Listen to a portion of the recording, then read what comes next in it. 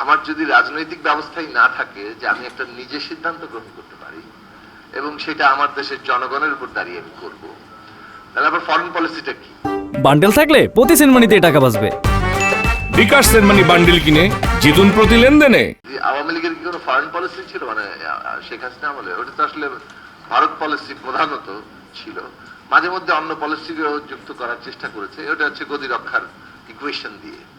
তো এই গদি রক্ষার ইকুয়েশন দিয়ে যখন একটা ফরেন পলিসি ঠিক হয়, তাহলে আসলে অন্যরা সেটা ঠিক করে দেয়। বাংলাদেশ আসলে ভূ রাজনীতির জটিল ইয়েতে কোন ট্র্যাপের মধ্যে মানে পড়বে অথবা পড়ছে কিনা, অথবা কোনো ইন্টারেস্ট গ্রুপ তারা ক্ষমতাকে সুযোগ পেয়ে এই ধরনের দিকে পরিচালিত করছে কিনা, সেটা নিয়ে খুবই সতর্ক নজরদারি দরকার।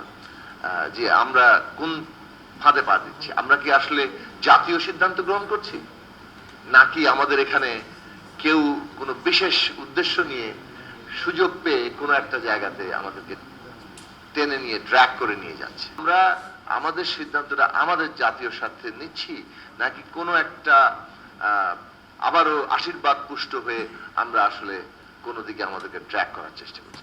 এইটা যদি এভাবেই নাগরিক সমাজ বিভক্ত থাকে, তাহলে কিংবা রাজনৈতিক সমাজ বিভক্ত থাকে, তাহলে আমাদের কোনো ন্যাশনাল ইউনিটি তৈরি হবে না।